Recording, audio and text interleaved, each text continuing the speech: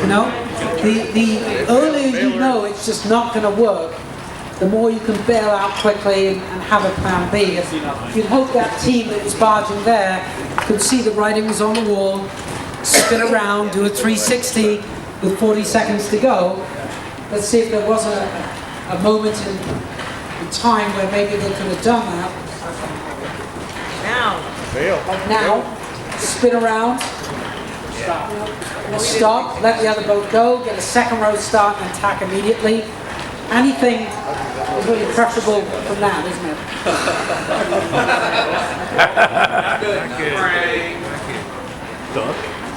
Actually, the lure boats are exactly right. Taking a duck early on. Yeah, but that guy He should have. There's your style.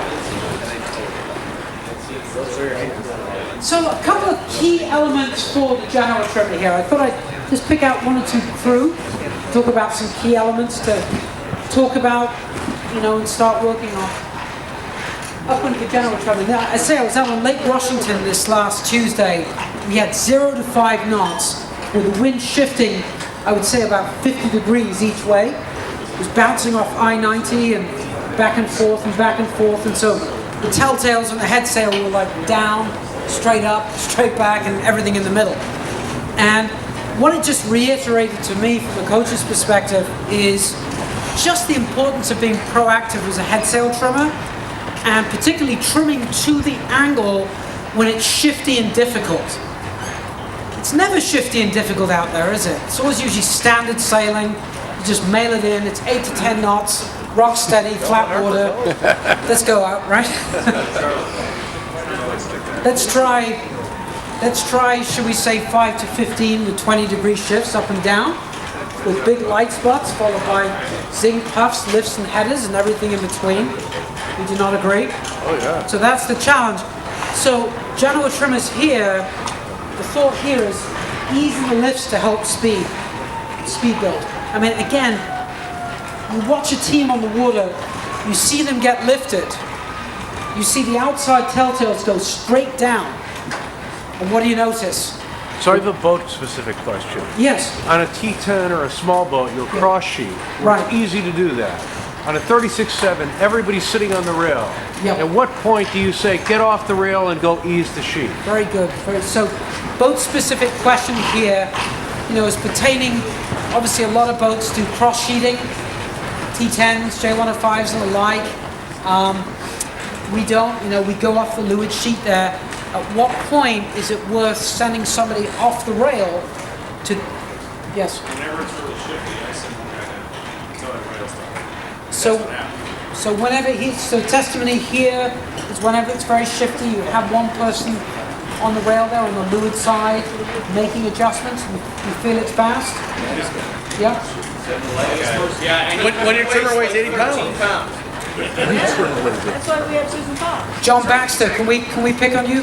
When would you have the Genoa trimmer on the low side, adjusting the Genoa to shifty conditions? Most of the time, unless you needed everybody hiking. Most of the time, unless you need everybody hiking. And if you need everybody hiking, you need to make adjustments when the he's already facing in. Right, so you use the mainsail trimmer.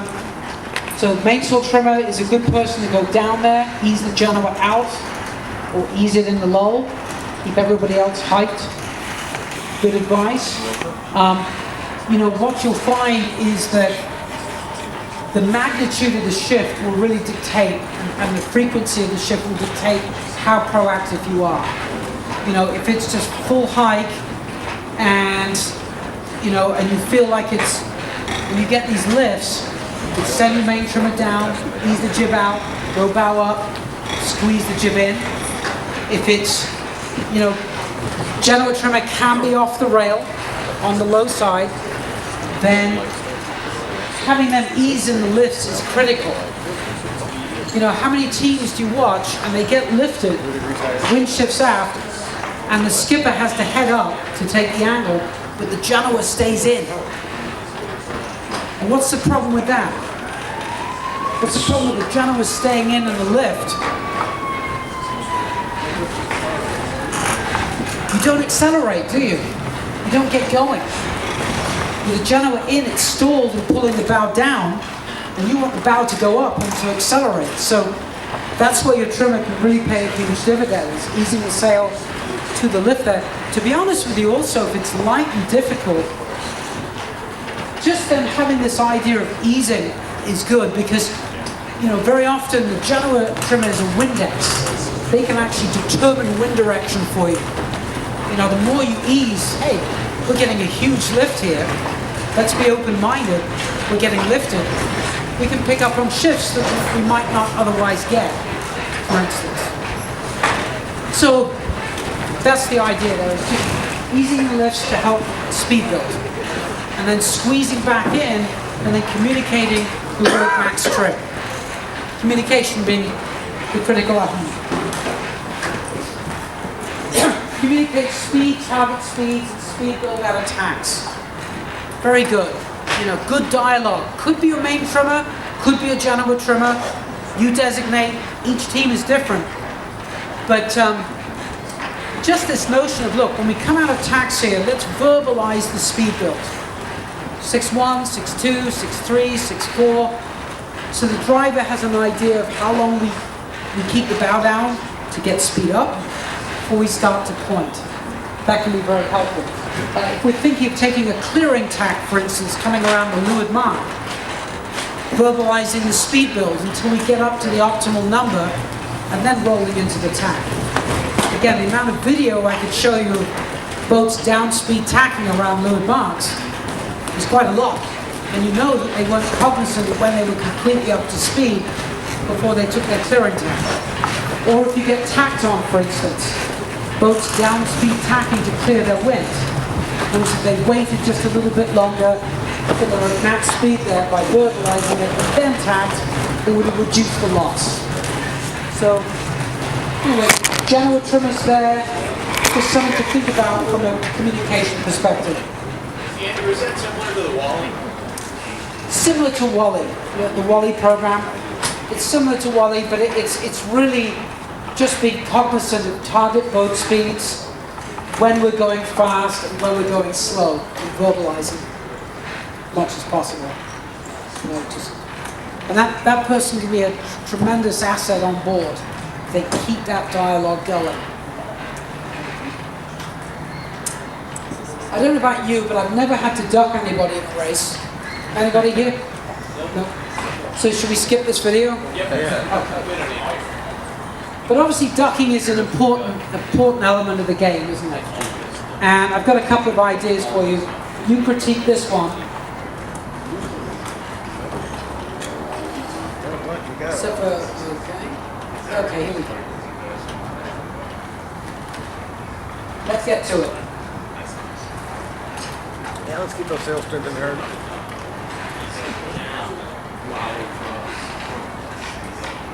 Comments? Late duck. Late duck? No ease. No ease? Problems? Too much rudder. To the gap. 36.7 competitive fleet that it is, you lose that amount on a duck, what happens? Bye-bye. Cross. Subsequent starboard tackers are now bow to bow, aren't they? You're not crossing anybody. So, it's early in the season. Let's take an opportunity. Let's talk about ducking as a skill and as a coordination so that we can maximize the amount coming out of the duck and minimize the loss. And, my advice, and, typically, and your sentiment too is to duck earlier than this. Duck much earlier, start ducking early, ease both sails. But the great visual from the skipper's perspective is try and get this entire boat to windward of your forestay. So when you go for the duck, main goes out, Genoa goes out, duck early, and then try and get the entire boat to windward of your forestay. And then this boat is entirely to windward of your forestay here. that's a great time to start coming up. When you come up, when you see them just to weather of your forestay, that will get you as tight as possible to their stone. So that you really take them close on the backside. Genoa trimmers, we've got to be very careful here, don't we? The difference, right? We have to ease out for us, and look how flat that ensign's taken. Pretty good. Yeah, that was Les Chenaux. Yeah, gorgeous place. I did an Ensign Nationals there. Well, it's a remarkable place, Les Chenaux Island. It's really nice. Weather mark, Brandon. So again, gains and losses here. Obviously at the windward mark, isn't it? When you say there's a lot to gain, there's some to lose. Let's have a look at it. You know, the one thing, and I know tomorrow is very early in the season, and you know, we're early in the embryonic stages of our team, and we understand that, and we know that, but we know that tomorrow is going to be the building block to subsequent times out there as we build towards the nude regatta and beyond. But one of the things to get after tomorrow, as you get more comfortable, you know, as you start to feel more with it, is not coming off the rail at the weather mark. Hiking and coming off the rail one at a time, so that we can sail as level, as flat, fast as we can going into the buoy. It's very common early in the season, new crew, we haven't practiced much, we go for a spinnaker set, and the entire world comes off the rail. The boat then goes straight sideways, and now we're not even making the mark. One thing you might also do tomorrow, which I've always found a benefit, especially early in the season, is you may consider doing a dock drill, whether it's tomorrow or next weekend or Wednesday. Try setting the pole and taking it down about 20 times at the dock.